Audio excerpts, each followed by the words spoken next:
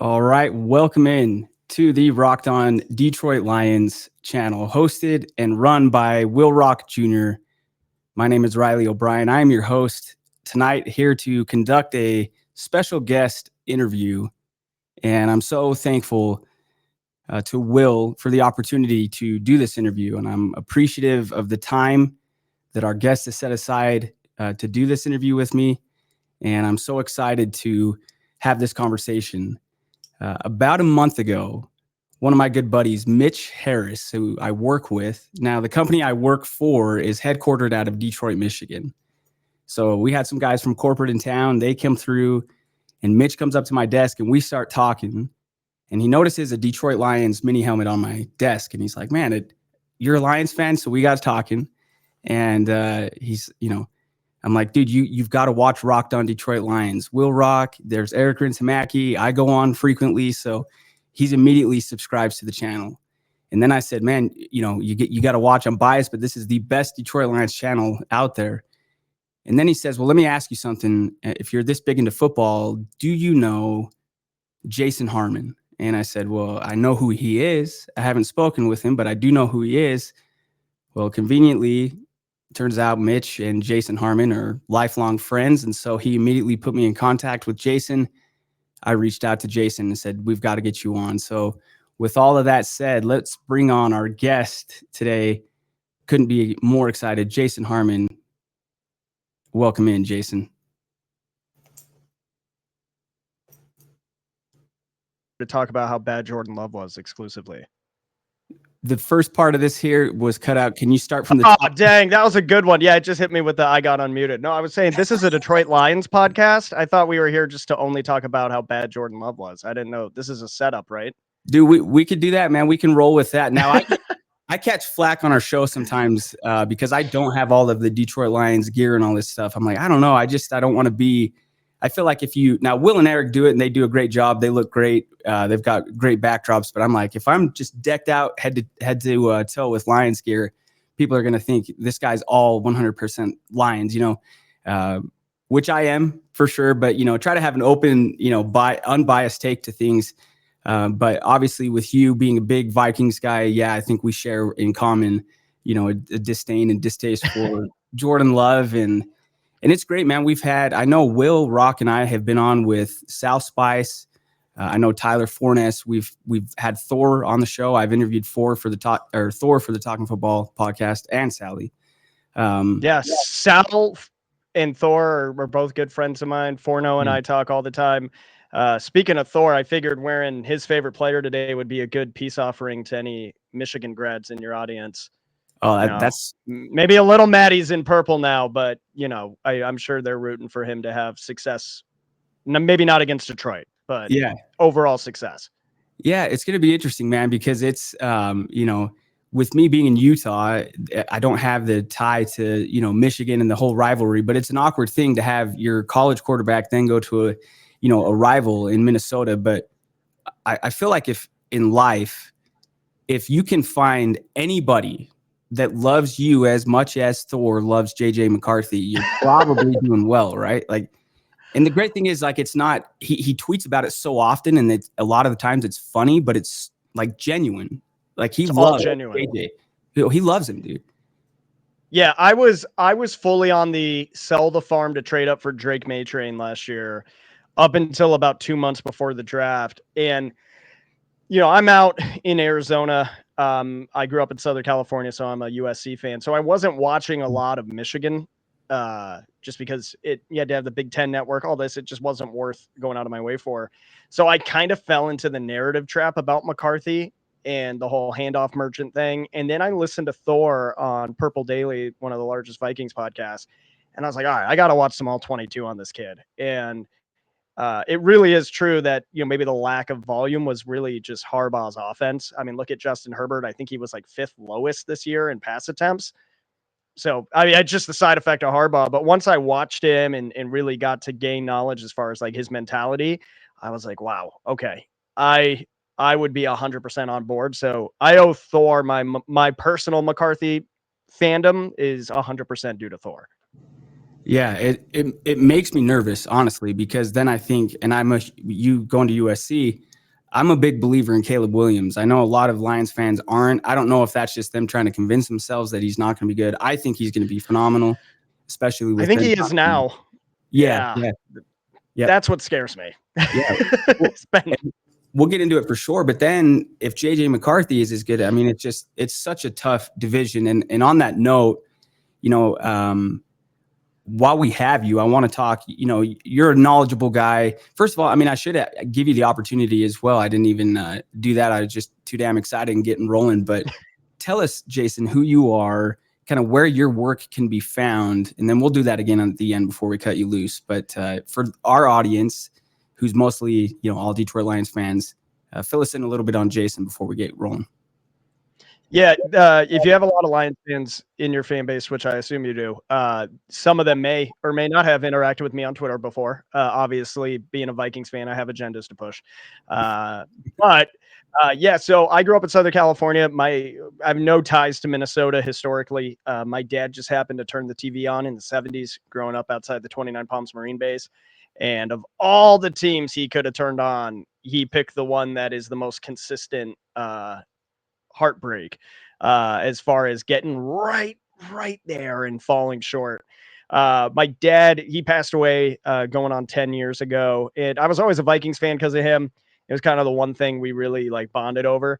But since he passed away, obviously, you know, we tend to invest emotion in sports, especially when it gets passed down from family. So it's meant a lot more since then. Heck, the Minneapolis Miracle was such a big deal. I named my son, who was born a couple years ago, Case, because that's the closest I've felt to maybe the ultimate high of a Super Bowl. But also just that game specifically, I was watching at a local Vikings bar, and I was wearing my dad's jacket he left me after he passed away. It's a 90s Vikings starter jacket. And people were kind of asking the story behind it. I shared about my dad passing away. And like when that play happened, there was about 10 people grabbing onto my dad's jacket before the ball was thrown. So for me, you know, I know Case Keenum, and now he's in Chicago, which just feels wrong. I think he's been everywhere at this point. But that moment that him and Diggs brought was just kind of a cathartic moment at the end of a couple rough years. That was really cool. But I do Vikings content on Twitter, _ Jason _ 777. I know you're probably thinking that's a terrible sports username. I agree. It never was something I planned to do. It just kind of happened with my personal page. I've also worked with Sleeper, their official Minnesota Vikings rep. So if you want to keep up with some rival NFC North news for all the Lions fans out there, and you have the Sleeper app, you can add the Vikings feed. All that content's coming from me. I also run the Sleeper Vikings page on Twitter. But if you're not following the Sleeper Lions page that recently started, going to give them a shout out. There's one for every NFL team to keep up with news and talk ball with your friends. Love it, man. That's I feel the emotion behind that because the story you're talking about. I mean, it's hard to put into words, but it's powerful with your jacket and it coming from your dad. And I'm pretty sure that's the jacket that you're wearing in your profile photo now, right? Or do you have? Yeah, I'm trying to remember. I do have the jacket at that game. I don't think I'm wearing it, but weirdly enough, if you look at the profile picture right behind me on the chair, that is my dad's jacket sitting there. So technically it is in there, but yeah. I have it sitting.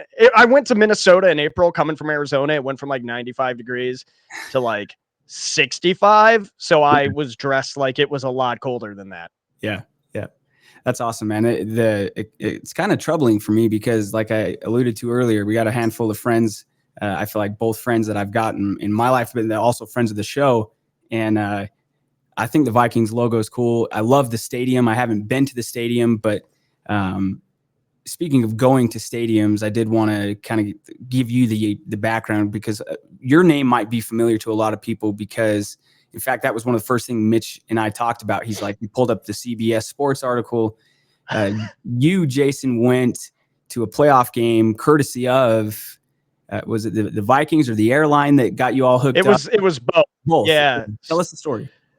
So I wasn't really in Vikings Twitter. I know you mentioned like Sal. I was following like Sal, Thor, like a few other like bigger Vikings related accounts. It was just still my personal Twitter. Mostly used it for like inside jokes in college. So every Sunday, people probably thought like I should be put on a mental health watch because they didn't understand why I was just swearing on Twitter profusely at Mike Zimmer. And 2022 happened. It was an incredible year given the expectations. I mean, we had just fired a coach, gotten rid of our GM, and in our first year with Kevin O'Connell, we win 13 games. I'm sitting there on Sunday, bored out of my mind because our week 18 games against Chicago, and Chicago's trying to tank, and we already clinched. Just the most boring football game. Justin Jefferson has.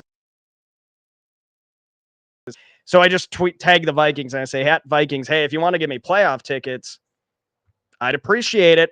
Thanks, friends. And like nothing, no one even liked the tweet. Like, mind you, this tweet just did not, it was just me making a meme basically. And 3-4 days later, I'm talking to my boss at work and my phone dings and I look and it was on Twitter. And this is right when they were having the issues with people paying for verification on Twitter, making fake brand accounts before there was really stoppers on that. And it was like, sounds like since you're in Arizona, sounds like what you really need is flights at Vikings. You got the tickets. And I was like, well, this is fake, but let me just open this up and see like why someone's doing this. And the Delta page had like millions of followers. And I'm like, oh, okay. And then about a minute and a half goes by and the Vikings reply. And I'm like, oh God, this is happening. And this was, I think, on a Thursday, Friday morning, because I had so many interviews. I made it through like 2 hours at work and then I was doing interviews the rest of the day. My wife and I flew out Saturday. At that time, we were like 3 months pregnant with our son.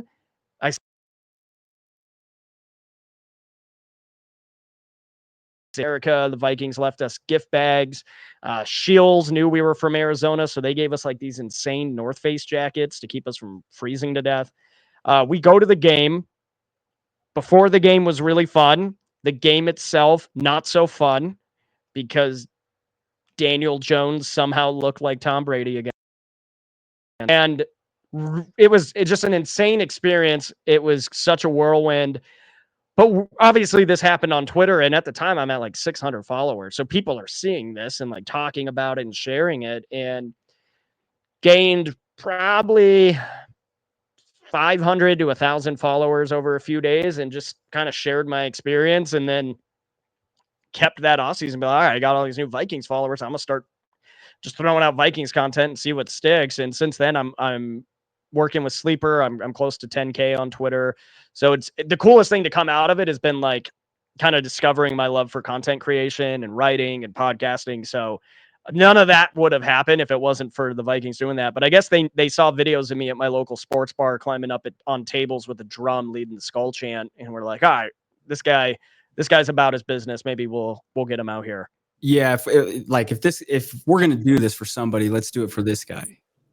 That's perfect, man. It's go ahead.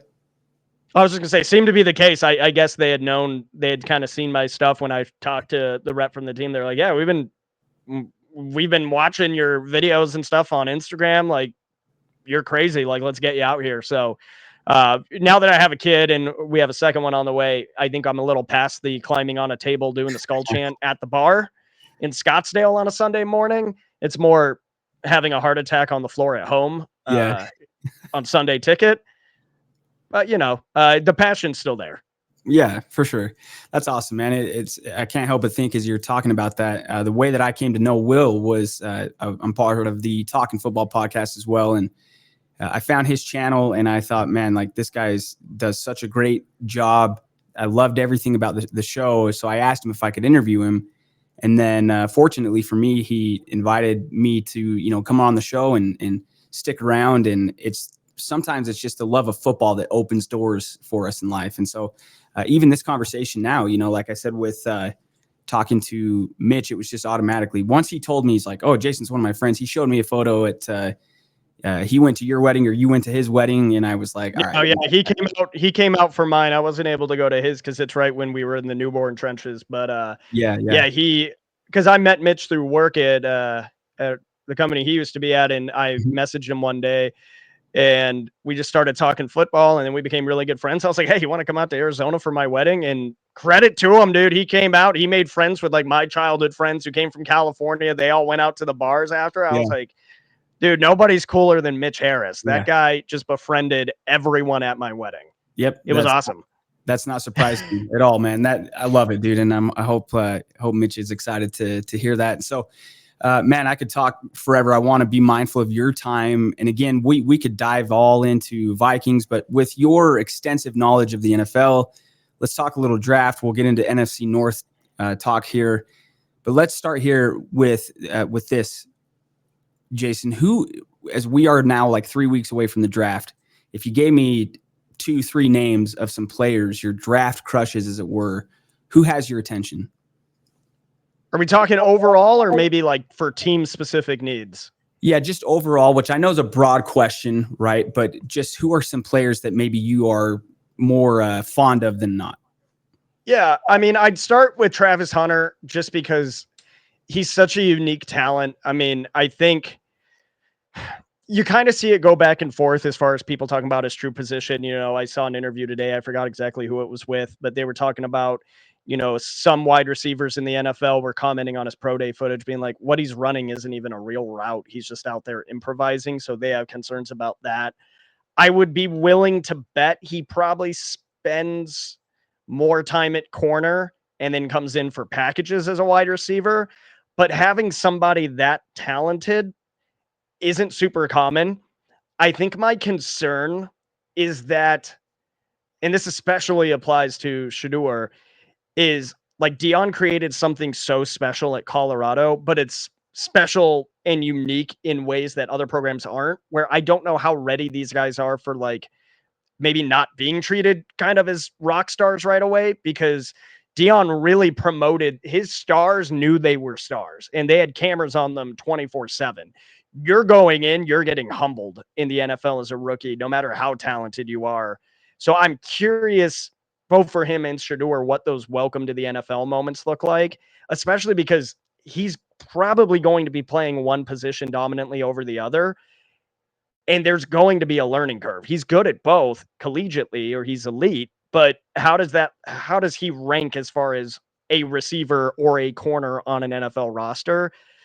I think it's going to take time to really see him at his peak. So I'm curious how he handles that, but raw talent, I think the kid's a special talent. Do you think he gets past Jacksonville? No, I don't think is Jacksonville picking 5th? Yes, if I'm not mistaken. Yep. I love this time of year. There's so many theories. Right. Like the Browns aren't taking a quarterback. Oh, now they for sure are, because they just bashed Deshaun Watson out in the media. Right. I don't think he gets past New York. No, New York's at 3. I don't think he gets past 4. Yeah, I was going to say because I think guess New York. If you go Ward and Sanders 1 and 2, and my theory is I think Sanders drops. I think he could go to New Orleans. I don't know if it's likely, but that's my gut. I think New Orleans or the Jets could be where I see them, because there's always something weird on draft day. There's always some weird stuff that happens. I think if the Giants are sitting there with Carter and Hunter, it's New York. Hunter is the sexier pick. I think Carter's probably the safer pick, but if you're Dayball and you're trying to, who's their GM? Sheen, something? I forgot his name. Yeah. Yeah. He looked like an absolute buffoon on Hard Knocks last year. And he probably needs to redeem himself and kind of get the fan base on his side. I think Hunter does that more than Carter, if that makes sense, just as far as buying him time in good grace. Yeah. It's the exciting pick. Yeah. Oh, yeah. I think it's pronounced Sheen or something. It's something weird, but yeah. Tell you what, that if sounds you're right. making the right picks and the right decisions, people will probably get his name. But it's interesting, man, because so I guess where with that, are you saying, where do you think the floor would be for Shedeur Sanders? Did you say New Orleans? Shedeur, I think, are the Jets. So New Orleans at are the Jets ahead of New Orleans? I'm trying to remember. I've been so focused on like the bottom 20 of the draft, or the bottom like 20 through 32. Right. I think it's the Jets or the Saints. I don't know. Like, obviously Justin Fields is in New York. I think he is an interesting guy, but I think Shador's a better long-term bet than Justin Fields. And I think if Fields plays and he does well, then the Jets have basically they're in a luxurious position where they could, kind of do what the Vikings did, build up Fields, have them execute. But instead of what we had happen, you could maybe trade them later in the season, whatever that looks like, and get Shador's chance to start. I also don't think New Orleans is really going to bet their future on Rattler. I think that's risky. Yeah. As a Vikings fan, I wish the Saints nothing but misery, but I don't think they make that decision. Yeah, no, I'm with you. We did that kind of at the end of the morning show today, where Will and Eric and I were going through doing a mock draft, and I was about to say a different name, and then I realized because I had the Jets at 7, and I thought, well, Shador Sanders still on the board, I think you'd take him, because just like you said, what the amount that they signed Fields to seems to be, if he does have a good season, that contract is, somebody will say, oh, well, yeah, we can take that on, and now you've got a trade piece. He's on a 2-year deal, right? Fields is, if I'm not mistaken. Yeah. Yes, they have him 2 years. Yep. So it would make sense. I think it makes sense, and they need somebody long term. But I'm very curious. Like, it's already coming out about Breece Hall maybe getting traded because Glenn wants running back by committee. Everything he's saying sounds like an old school defensive mind, kind of like Mike Zimmer. And Mike Zimmer, he loved Teddy Bridgewater, but he did not really care for the quarterback position. I'm hoping for Jets fans' sake that Aaron Glenn does not kind of take that, like, I don't care about the offense approach, and invest in a long-term quarterback solution for them. Yeah. Fields could be that. He's still young enough. I just don't think he is.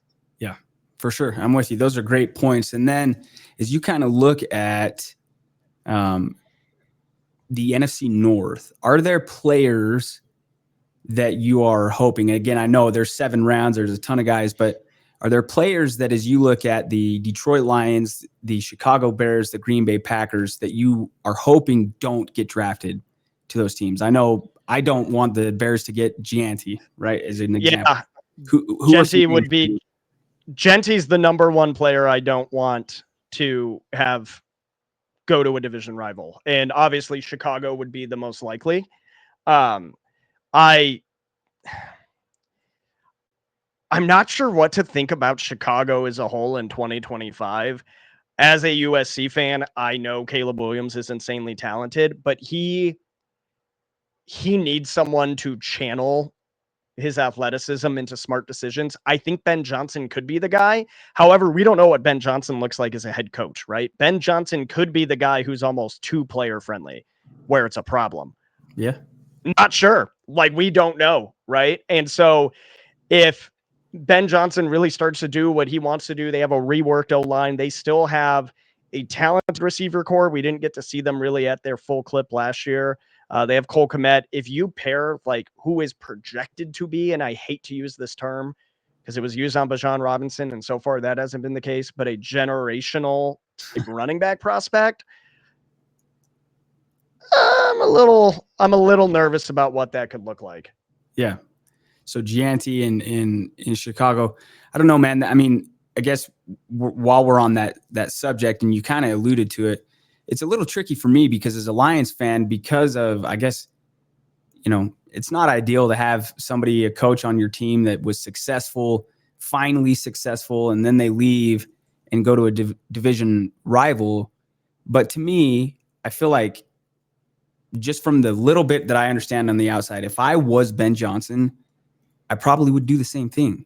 Just looking at the available jobs, you want to go to a spot where you feel like you've got the best success, a chance at success. It happens to be Chicago. And then a lot of people now, I see a lot of Lions fans that are turned on, well, Ben Johnson's not going to – look, just because he's not the Lions offensive coordinator anymore, I don't suddenly think the guy can't coach. A lot of people say, well, it was Dan Campbell's offense. Okay, true. But I just look at it. If Ben Johnson said, I'm staying another year in Detroit, I'd have been happy as hell, right? I would have taken that. So, but your point stands. It remains to be seen how good of a head coach he will be. As you look at the division as a whole, are there, I guess, what would you say as of today, in your opinion, are the biggest needs of every team in the division, including your Vikings? I think I lost you for a second. My apologies for my internet. You said biggest needs for the Vikings or the Lions or Packers? Yes. So I biggest as of today, what are we, April 7th? In your opinion, what are the biggest needs for the teams in the division, including your own? So for all four of them. Yeah. I mean, Chicago probably running back. I think that's the one consistent piece missing from their offense, especially with a young offensive core like that. I know Keenan Allen is old. DJ Moore isn't the youngest. But if Rome Odunze ends up becoming a wide receiver one long-term in the league, you have Caleb Williams, get him a young running back. That's why I was so big on the Vikings drafting a running back round one. I'm not really feeling that as much anymore after the Jordan Mason trade. But I'd say running back, definitely. I think that they could get Genty if he's there, if the Raiders don't snag him. I also think guys like Omarion Hampton, Travion Henderson would make sense for them. I don't think like a guy like Cam Scattaboo is going to be a running back one in the NFL unless you run some really old school kind of fluky offense. With the Packers, it's the same answer I would have had for like the last 10 years. I think McMillan from U of A is a player that scares me going there. He's kind of the round one guy I see with a true wide receiver one quality. And I just think it's objectively funny if they don't take a receiver in the early rounds. I think that's just so funny that the Packers just keep refusing to find good players. And then they draft Christian Watson and he's just not very good. That's so funny to me. And then I think the biggest need, Detroit's tough because, and I don't, and this is like credit to Dan Campbell along with Ben Johnson and Aaron Glenn. I think scheme probably covers up a couple weaknesses. Obviously, there's some absolute stud players on that team, but I think the way that the plays are designed makes the team just so dominant and it's very smart. I don't know what that's going to look like this year with different play callers. So I would say right now, edge rusher without knowing how Hutch is going to be. And I fully wish him the best. I hate playing against him, but like the league in the division is better with him in it. But I think your second edge rusher right now is Marcus Davenport, and that guy hates playing football. He signed with Minnesota like 2 years ago, and everyone from the Saints fan base was like, this guy never plays. And I think he played like in 2 games for us. And then you guys signed him, and we warned you, and then he barely played. And then you guys brought him back for some reason. I don't know. This guy just doesn't like football. That's fine. You don't have to like football, but like don't play in the National Football League if you don't like football. Breaking news. So I think you guys need more edge depth behind Hutch because I don't think Davenport's going to play every game. Watch me be completely wrong and he like does amazing. But I think just more pass rush depth would be good. That never hurts anyone. Yeah, for sure. You can't have enough. So you've got running back to Chicago, receiver for Green Bay, edge on for Detroit. What about your Minnesota Vikings? This is fun now because I think there was a lot. I still think probably corner or left guard. I think both positions as they stand are perfectly passable. But all the biggest needs, like interior offensive line, we signed Will Fries. We made a big surprise move and got a new center, which no one thought we would do in Ryan Kelly. We stole 40% of the Colts offensive line. That's objectively hilarious just to do for no reason. And we brought back Byron Murphy. Left guard, we still have Brandel. I think Kevin O'Connell said if Camp were to start today, he would rotate in and out and they'd kind of compete for that position. So I think a guy like Tyler Booker or Gray Zabel, these are names I'm kind of watching if the Vikings stick at 24. I also think corner, Jade Barron, if he falls, I would 100% take him. Even Revel out of East Carolina coming off an ACL, he's visiting with the Vikings.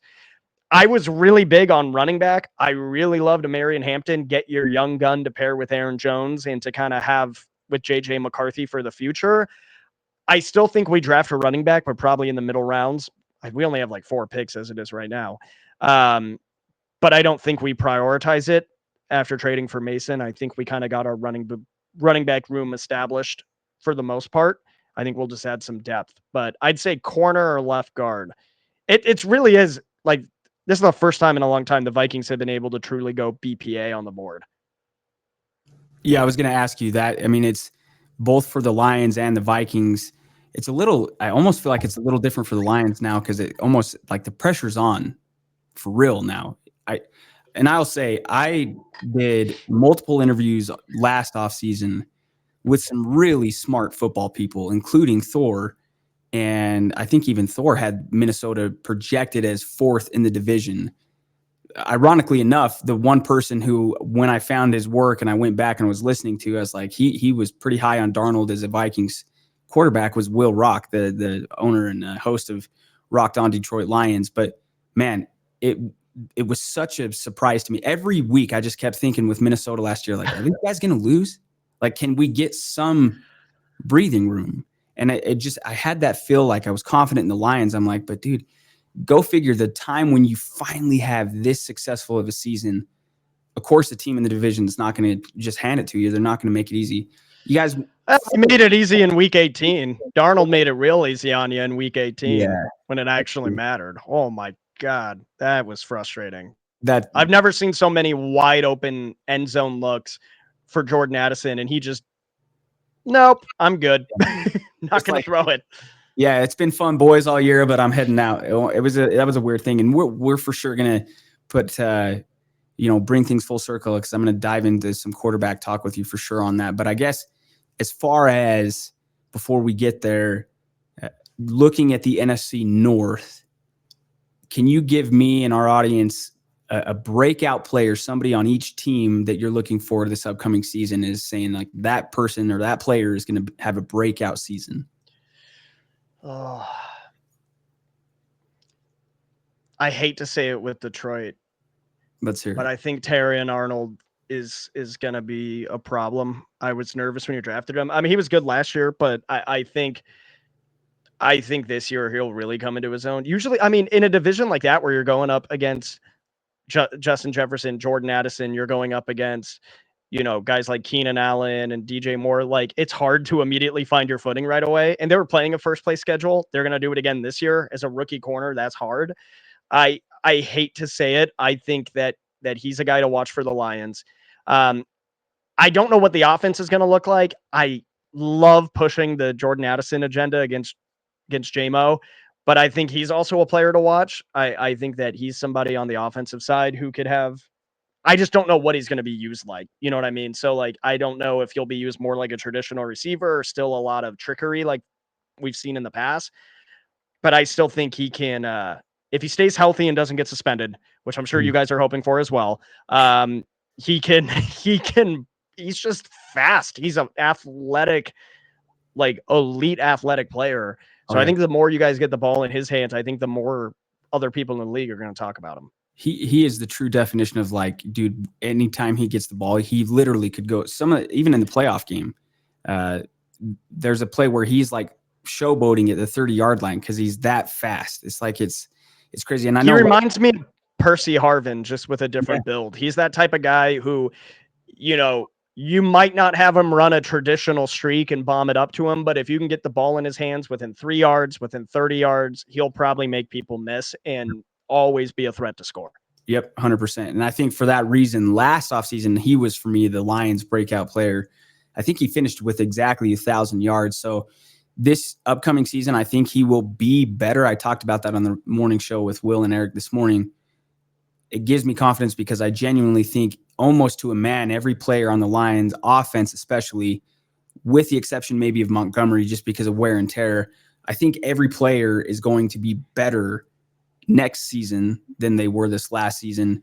You could argue about, Decker, but I think it's the skill players for sure. St. Brown, JMO, Gibbs, Laporta. I think even Goff, if he has more control over the offense, as what the rumor is going to be that he has more autonomy, all those guys could step up their level of play. Do you have one? I'd have to see the scheme. I'd have to see the scheme in action, but I'm at the stage now where I'm just going to assume playing the Lions is going to suck until it doesn't. Fair. That's totally fair. I feel the same way. Which is a weird sentence to say, is being 32 years old. I have to say that the last couple of years feels weird to acknowledge still. And I'm sure you guys are still probably shaking yourselves, but 100%. yeah, I'm just mentally preparing for frustration when we play you guys. Yeah, those are gonna be rough games, man. But we have all these Vikings friends and stuff. I'm like, man, I get it all. But once we get into the heat of the season, man, for those 3 hours on Sunday or whatever day, then those will be competitive and fun games. But do you have a breakout player on either Green Bay or Chicago that comes to mind? I think Chicago, I'd go Rome, because I think Keenan Allen's age, it caught up to him last year. Maybe not like as much as some people expected, but like Rome Odunze is going to have a bigger role. He just has to. Like, they drafted him. What was he, 9th overall? Yeah, like he has to play like a 9th overall pick. And I know Caleb is figuring things out, but I think with Ben Johnson there, I 100% expect him to get a lot more targets and a lot more looks. So I think, I don't really necessarily want to shoot myself in the foot here and say I think he could hit 1,000 yards. I think he could, but it really just depends on distribution and play design. I think he's got some things to learn as far as route running and like consistently finding the open space on the field. But I think the kid's talented. He was my favorite wide receiver prospect last year, outside of Marvin Harrison Jr., obviously. But I'm very curious to see what Ben does with him. There's just so much mystery. It's hard to say with the Lions losing those coordinators and bringing in new ones, and the Bears having an entirely new staff. I'm like, I don't quite know what to expect. There's talented players who I think are underutilized that I'm keeping an eye on. Mm-hmm. That's fair. It's like if the Lions are going to, again, I don't want to say worse, but I keep talking about, the Rise and Grind morning show, but we were talking about it today because the Lions had the highest yardage average per game last season. And I went back like 15, 16 years. You probably can go back even further, but teams don't finish atop the league back-to-back years. So what I'm getting at is the Lions, I think the offense will still be really good, but maybe not quite as good. So then the question is, with these new play callers, if they are going to be worse, how much worse? And then if the Bears are going to be better, how much better? And then it kind of feels like the Packers are, the Packers. They just never go away. But as far as, let's talk about the coaches in this division. Oh boy. Yeah. Can you rank the NFC North coaches? Give us, the audience, Jason Harmon's 1 through 4 in this division. Obviously Johnson, we don't know yet, but how do you he's going to be 4. He could have a great year this year. He'd still be 4 with nothing against him. But there's 2 routes I can go, but I'm going to go the friendly route here and the I hate Green Bay route. So I'm going to put Johnson at 4 just because he is an unknown. And he's, again, even if he does great this year, it's just he's going up against guys with impressive resumes. I'm going to put LaFleur at 3. I think he's a very, very good coach, but he kind of refuses to change. Like, if he commits to something, for better or worse, it's what he's sticking with. And I don't know their whole situation with who's making personnel decisions, but somebody's got to stand up on the table and say, look, we just paid Jordan Love an ungodly amount of money. We have to get some weapons in here. And as the head coach, even if the GM's making the final call, I think that that's your job, is to fight for what ultimately makes the team win or lose. And I just think it's such a desperate need that, yeah, they've tried here and there, but your real bet on a wide receiver 1 was a dude out of North Dakota State. Like, no disrespect to North Dakota State. I'm a Vikings fan. A lot of people in the fan base love NDSU. But, like, that's your bet on a wide receiver 1. That's your swing. I'm going to put him at 3. I'm just going to go with what the NFL said this year and put Dan Campbell at 2 and Kevin O'Connell at 1. Just saying, Coach of the Year awards, I got to hand it over. I mean, I think those two, both fan bases argue in circles around this. And I see Dan Campbell was made by his coordinators. And then I see Kevin O'Connell was made by Brian Flores. And like one can't win in the playoffs. Well, one only has 1 playoff win. What does that mean? They both lost. Your coach lost in the first round. Well, your coach lost in the first round. I will fully admit I'm going to go Kevin O'Connell 1 out of bias, but I think Kevin O'Connell is known for something that, like, it's become such a thing, and I think it's unique, which is the quarterback whisperer. I think to be able to win games with Kirk Cousins, who is always been a good QB, but like still Kirk Cousins. Sorry to any Michigan State fans out there. He's still Kirk Cousins. To be able to win even 2 of 4 games, I think it was, or 5 games that Josh Dobbs started, given the circumstances, was impressive. Nick Mullins didn't win any games, but he was throwing for like 3 touchdowns and 500 yards a game. Granted, he was also throwing like 4 interceptions in those games. And then to bring in Sam Darnold and do what he did with Darnold, he is the quarterback guy. You know, people like to say McVay's had Stafford and Goff his whole time. I think there was that one Baker Mayfield game when he had signed with the team like 4 days before. There was a weird couple one-offs in there. But like Kevin O'Connell's just been rolling with whatever he's got. And he's won a lot of games in that time span. I think 27, I think like 34 games in 3 years. So for me, that's like super impressive. I think Dan Campbell, what he's built in Detroit is insane, given the history and given the fact, what he had to overcome and work through. I think it's objectively, I think they're damn near tied. I just got to go with KOC because of what he's done with the quarterbacks he's had. Yeah, that makes sense. I mean, because I feel that, this same exact way, if you said Dan Campbell, it's like, okay, he's being deferential. If you say Kevin O'Connell, the thing for me was the argument I saw was, well, nobody expected the Vikings to be good, myself included. I didn't think they would be horrible. Certainly, not a cellar dweller years in a row here coming up, but I didn't expect them to win 14 games. And I feel like if anybody told you that they did, they'd be lying. Yeah, I think on my podcast, the Social Network, our preseason prediction, the best, I had the most optimistic prediction out of the two of us, and I said best case, everything goes right scenario, like, oh my God, we are blessed by the heavens, was 12 wins. Mm-hmm. And you surpassed it, right? So yeah, the thing with me with that was nobody expected the Vikings to be good. And then I thought, okay, well, for the Lions, you win 15 to 17 games. There's the long list of injuries, all those things, right? I just never understood why. Okay, so if you expected me to be good and I am good, why is that a knock against me? You know what I mean? I still feel like the Lions met, even surpassed or exceeded expectations last year. If you would have said at the start of the year, you're going to have this amount of injuries, right? But you're still going to win 15 games. And then the biggest thing with me with Campbell is when they played in the week 18 game was a good example. He, to me, was the trailblazer for going for it on fourth down. At one point, he was getting heat for it. The NFC Championship game, he was getting heat for it. But then when you're playing the Packers at home, you're in field goal range.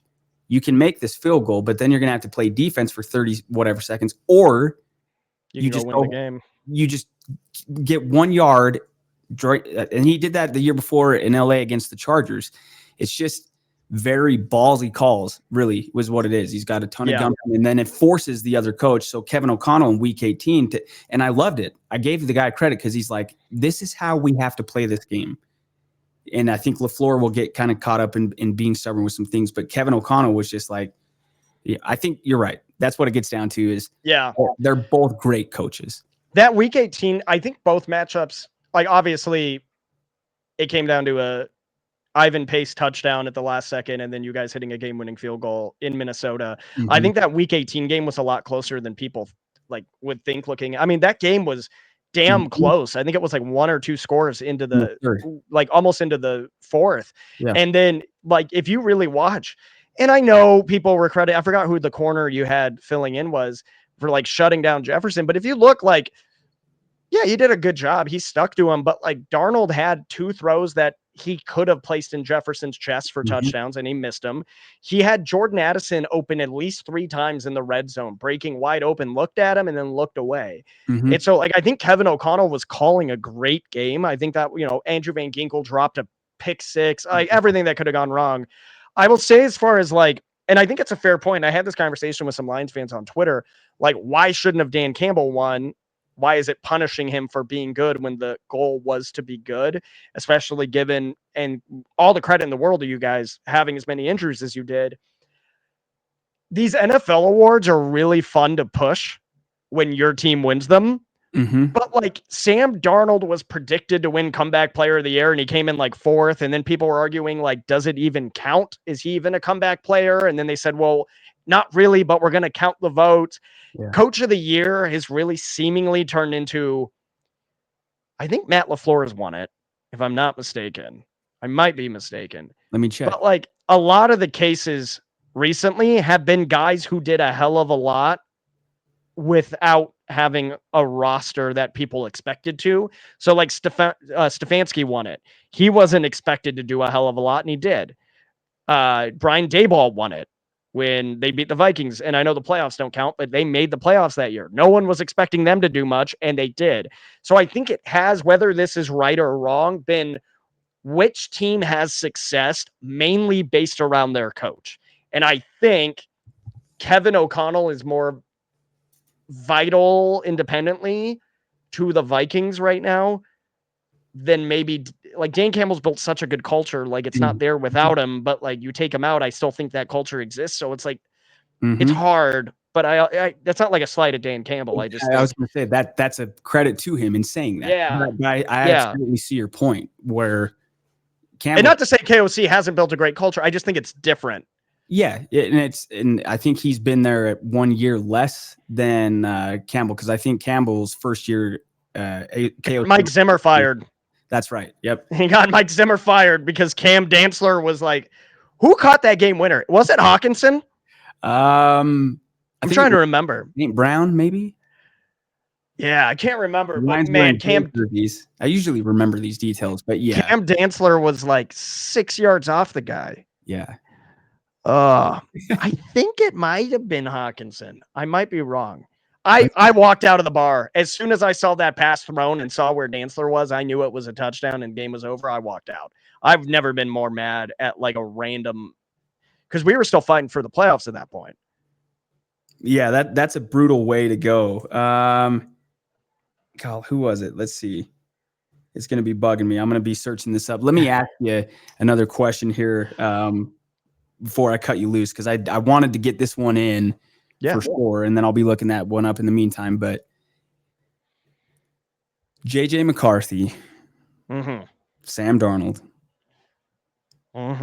did you think at any point last year, as your season starts to play out the way it was, did you ever consider maybe they keep Darnold, or was it always okay? Tell us your thoughts, and then what you think about JJ McCarthy. I know we talked about it a little bit earlier, but tell us about your new franchise quarterback. The Vikings went through a really interesting, there were segments of last year. So I'd say week 1, you play the Giants, you're like, yeah, we should win. Anything Darnold does well, I'm not going to freak out over. Then you have kind of the gauntlet games.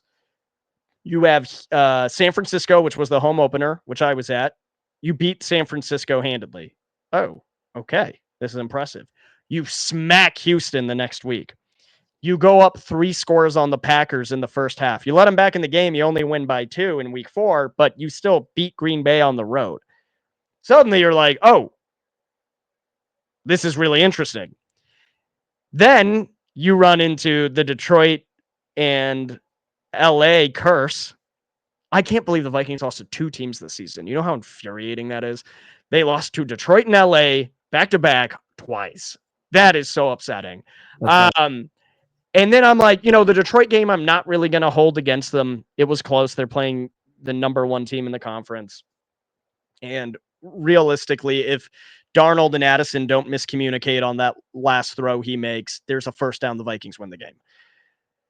The Rams game was frustrating.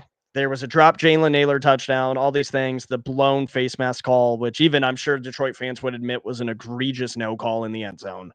And then we go through the AFC South games and like we win, but like Darnold doesn't look that great. He had a couple decent games in there. We go to overtime against the Bears. We win on nothing but field goals in Jacksonville. And it's like, okay, well, we're winning, but like, this is not super pretty from an offensive standpoint. And then you go through Atlanta, who at the time was still pretty competitive. Kirk Cousins returns. We smoke them. You smoke Green Bay. You go in Seattle and you win on a last-second touchdown in the rain. Like, okay, you have a pretty good Monday night showing for the winter whiteout against the Bears at home. Okay, maybe we're cooking. Maybe Sam Darnold is able to lead this team consistently. But when you go into Detroit and you have that game, and then you come to Arizona against the Rams, still the weirdest playoff game in the history of the world, and you have that performance back-to-back weeks, both of which I count as playoff games, because one literally gets you to a whole nother round of the playoff. Both of them get you to the divisional round. So it's two shots at the same goal, right? Look, do I think JJ McCarthy is going to show up and play like Sam Darnold? No, they're different quarterbacks, and JJ's going to have things to learn. Do I trust JJ McCarthy's mental state more than 6-year veteran, 7-year veteran at this point, Sam Darnold? Yeah. That says a lot. Yeah. I think people make fun of the meditation, things like that, but there is something to it. I mean, one of his worst performances in college was in the playoffs against TCU a few years ago. And he basically pulled a Tebow and said, we'll be back and we're going to win it next time. And he played great. Yes, his volume passing isn't super high. That's a design of the offense. He set a collegiate record for the best conversion of 3rd and 7 or longer. Yeah. When it mattered, when Harbaugh's offense was put in a spot where it was, all right, we got to do the thing I don't love to do and just make it obvious we're passing. He trusted McCarthy, and McCarthy did better than anyone in the country. Yep. So he's going to have to learn things. Even in that preseason game, he had a couple completions. Then he threw what was a pretty egregious pick. The receiver was running towards the sideline, and the corner was trailing him, and he threw it, tried to dart it to him for a sideline tap, and the corner cut it off. Mm-hmm. And then he goes on to have an insane performance the rest of the game, 2 bomb touchdowns.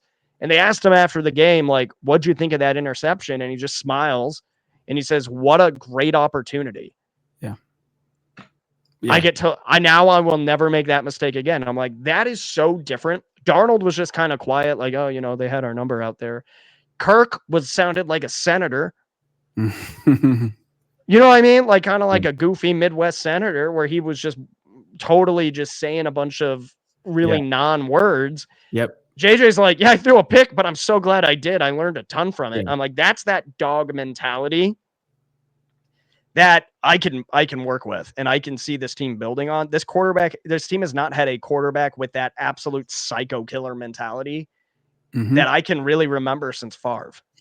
You did a podcast. I can't remember who it was with, but the host asked you, because this was before the draft last year, Jason, what do you think? What do you want? And your answer was, I'm okay if we wait on a quarterback unless Kevin O'Connell says that is my guy. Yep. Then go get him. And it's clear that his guy is JJ McCarthy. But you make a great point too, where you're saying, do I expect him to be as good as Darnold? Not next year, maybe. So what is the ceiling for you as of now, as far as because usually you have 14-win team and you're thinking next year we just keep ascending, but what is the outlook for you? Again, it's early, it's April. Yeah. I mean, anything I say, this sounds weird, genuinely, because the defense got so much better. We didn't have true defensive tackles last year, hardly at all. We just signed 2 great ones, older and coming off injury, but just behemoth men because of you guys, because of Jahmyr Gibbs. That's really what that was for. So our defensive interior got better. Our offensive interior got better. So I'm like, well, the team got better. I think even with the quarterback, maybe taking a step back production wise, because stats don't always equal wins. I think a lot of our troubles last year were deep red zone. We couldn't run. Aaron Jones would have these great breakout runs. He'd kind of lose his legs, get tackled 10 yards short, and then we couldn't punch the ball in. Now we got Jordan Mason.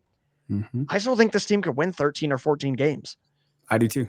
I say that because I sat here last year and was like, I'd be happy if we won 9. And look what happened. And I think the team as a whole is better. I think there is likely to be a game or 2. And I hope this doesn't happen. I'm not saying it will. I'm just preparing myself because you have to have real expectations that JJ potentially loses us the game with a bad decision. That is, I think there were times Jaden Daniels did that this year, where maybe he had chances to, really put a game away or win. And, he had some great moments where he won games, but like, it's just part of the rookie learning process. I wouldn't be shocked if that happens. I don't think it'll be like an every game experience where he's like trying to throw the ball away. But I still think the team can win 13-14. I think we have the AFC North this year, don't we, as a division? Yes. Yep. Oh, God. Yeah. We're all going to be hurting at the end of the year. We have to play each other and the AFC North. Yeah. Yeah. It's going to be brutal, man. But the scary thing for me is I think you're right. I genuinely do. McCarthy could, through decision-making, maybe cost you a win or two, and you still could have 13 wins. You guys had 14 wins last year, spent, what was it, over $270 million or something in free agency, a crazy amount of money. And so it's just, I mean, we could talk and go on and on and on about this division, about the league as a whole. I know we got to get you rolling here soon. But Jason, before we wrap up and cut you loose, is there anything that you'd like to plug? Can you remind everybody where your work can be found? And then I'm going to be talking with Will. We'd love to have you come back on in the future. Oh yeah, 100%. I also just had an epiphany. You know who I feel really bad for next year? Joe Burrow. Yeah. He got his guys back, right? But yeah, it's but with what offensive line and what defense? He has to not, because like they struggled in their own division, because that's a really like beat you down division. And now he has to play Jonathan Grenard, Andrew Van Ginkel, Aiden Hutchinson. Oh no, that poor guy. Yeah. Oh, I feel so bad. Yeah, Joe Burrow fantasy stock next year. Yeah, not even his fault in any way, shape, or form. He's just the football gods have punished him for the lack of good decision making by the Bengals front office. That is insane to think about. His statistical year last year was nuts. To imagine a quarterback putting up those stats and not making the playoffs even is crazy. That meme of him throwing to Jamar Chase while getting sacked and being like, Joe Burrow, Jamar Chase. And then when Bengals fans were trying to get him to draft Penny, and they're like, Joe Burrow, anybody, and it's a completed pass with Penny Sewell blocking. That meme is eternal. But you can find me on Twitter, _Jason_777. Again, I don't even like the name either, but it's just what my Twitter is. And then at Sleeper Vikings. If you're not following the Sleeper Lions page, give them a follow as well. Got to plug my Sleeper homies. If you want to keep up with any NFL news, any Vikings, Lions, Packers, Bears, oh my, whatever it is, you can download the Sleeper Fantasy app and you can join team channels and get breaking news alerts, have discussions with other fans in the division, stay in the loop that way. I do have a podcast via the Vikes Now channel on YouTube run by Dustin Baker, my homie, absolute legend. The Social Network with Brevin Bain. We haven't recorded a ton. We've both life's been a little hectic for both of us, but we'll be doing more stuff closer to the draft and as the season approaches for sure. So if you want to give us a follow over there, by all means. Maybe I could talk to Dustin about having you guys on when we do our divisional breakdowns. Yeah, that'd be great. He's another name I know. Like I said, I've all these big, Minnesota Vikings. We're just kind of ticking them off. But again, shout out to Mitch. I'm thankful that he made this connection here. And Jason, appreciate your time so much, man, coming on Rocked on Detroit Lions. And it's clear that you're passionate and knowledgeable.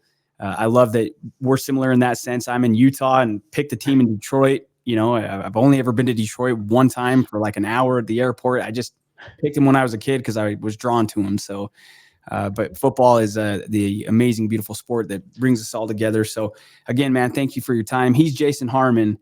I'm Riley O'Brien. You have been listening to Rocked On Detroit Lions. We'll see you guys on the flip side. Good night.